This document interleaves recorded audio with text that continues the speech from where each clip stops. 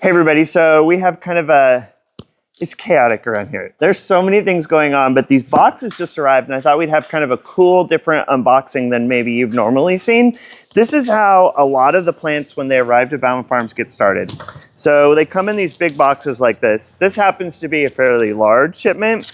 Inside the box, there is like these little gel packs that keep it not at the right temperature. And then there's individual bags. And I started opening one of these here. So this particular bag is a New Guinea impatient called Dark Harmony. And these are called unrooted cuttings. And this is what we get. A little tiny tip cutting. This is how the plants all get started. So what we do is we take all these cuttings. There is literally over 8,000 of them here.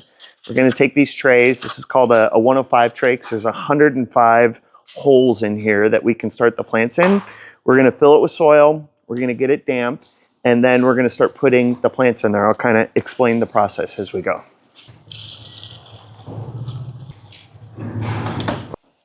So you can kind of do the math. There is 100 cells in here that we're going to start the plants in, and we have 8,000 to go. So we're going to need 80 of these flats. We get them full of a special kind of soil that is designed to hold as much moisture as possible because these little cuttings don't ever want to dry out. And I'll kind of explain that in a second. So we get them full, and now we're going to go wet them down. So we got to keep track of all the varieties. We got our tray here. It's all watered, wet, ready to go. We're going to keep this tag with the flat because we can't tell what color it is by just the foliage. Each one of these plants, you can kind of see there's some nice no roots coming out the bottom. We just have some nice leaves on there. Sometimes even we'll trim some of those leaves. The more foliage there is on the plant, the more it's harder for it to get started. But I think these are actually pretty good. And we're literally just going to put it right in each one and continue this process 8,000 times. As the plants get going, there's no roots on them, right? So it's really important when we start this process that the only way the plant can get water is through its foliage. So you have to keep them misted. We put a really fine mist on top of them just to keep that foliage wet for the first week, 6 days. And that happens like every 30 minutes because you don't want them to dry out. If it dries out, plant dries out, no good. Once this cutting starts getting roots on the bottom, it's also important the cuttings have really fine roots. The roots are really tiny. And if it dries out in that process, those roots die and then all that work you did is no good. But it's amazing. In literally 4 weeks, you'll have a tiny little plant off and going. And then we take those tiny plants and we start planting them into all of our combinations. Haha, one down, 79 more to go. But let me show you kind of the next process with these. Okay, so the next step after we've got them all stuck in the cutting, we'll bring them out. I need to sweep this table up a little bit. But on this table, there's water tubes underneath it, underneath this black tarp. And the idea behind it is the roots are gonna go towards a warmer area. So you cool down the temperature on top, and we're going to warm it from the bottom because we want the roots for the plants to stretch downward and get into the soil. So all of the flats are gonna go in here. We're gonna put a nice mist over the top of them, and we're gonna mist them really good for 6 to 8 days. And then after that, keep the roots really well watered. I told you it was a little chaotic in here right now. I counted before Jessica got out here. I think we have 80,000 plant starts in here right now. And every single one of these plant starts is all started that exact same way. So this particular one was just a cutting. They stuck it in these little liners, got the roots on it. It depends on the plant and on the company. Some, like Proven Winners, for example, they do all of their rooting themselves. It's part of who they are. It's the way it works for them. Other companies, Danziger is the place that we got those New Guinea impatiens from. I can actually just buy the starts. It's cheaper for me that way. There's more work involved, but it's kind of a trade-off. You kind of got to be willing to do a little bit of this, a little bit of that to make it work.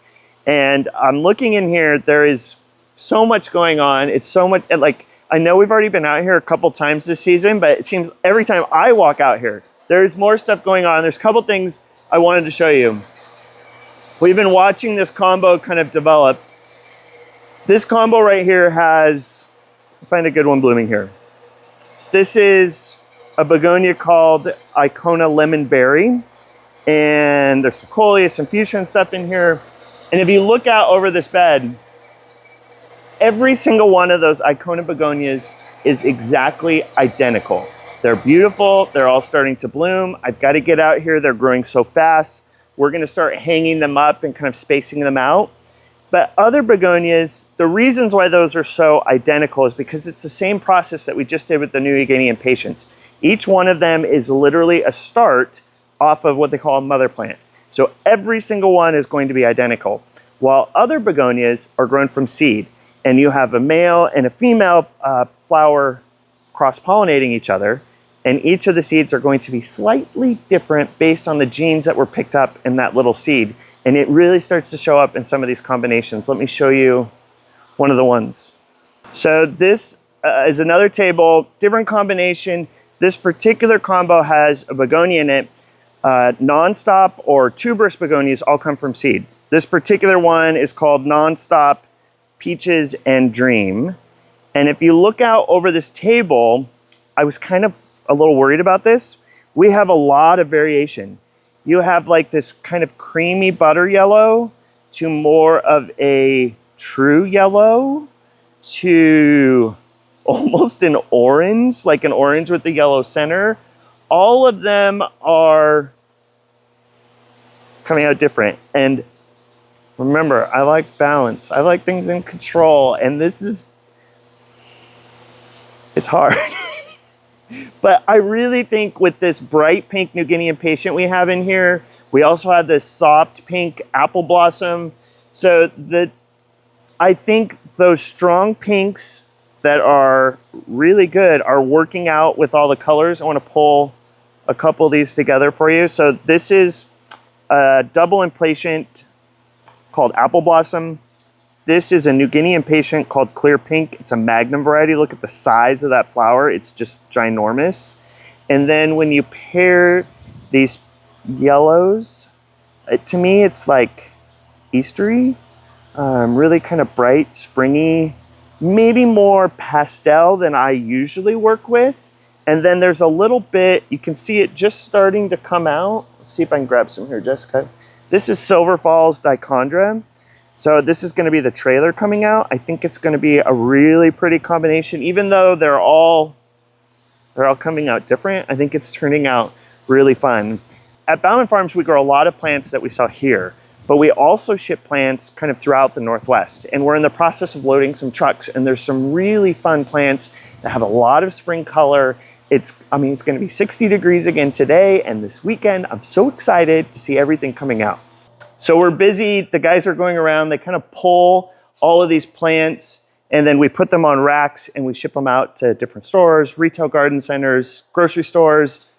And I told them before I got here to clean up all of their tags.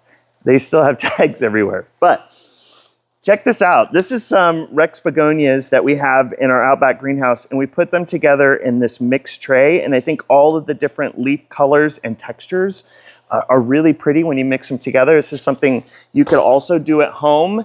But in terms of spring color, here, Jessica, check this out. Look at these beautiful ranunculus coming in right now. Ranunculus are actually a bulb. They will come back each year, but they do better, just like tulips and a lot of other bulbs, if you dig up that corm or bulb in the fall and then replant them in the spring. But these are so beautiful. They work great as a cut flower. They work great in planters. So pretty coming in right now. Of course, primroses we also have, but we've taken some bulbs, and what we do a lot of times is we'll do up these little planters. This is in a nice little terracotta pot with a heuchera, some of the double primroses that you saw growing earlier out back, tulips, hyacinth, like a cute little spring planter. So we put these together and send them out. In fact, I want to show you another planter. So we're always kind of putting together some winter interest planters. So this, believe it or not, flower in the back is called a Euphorbia, and this is its flower. Very unusual, but I really like the light green with the burgundy foliage.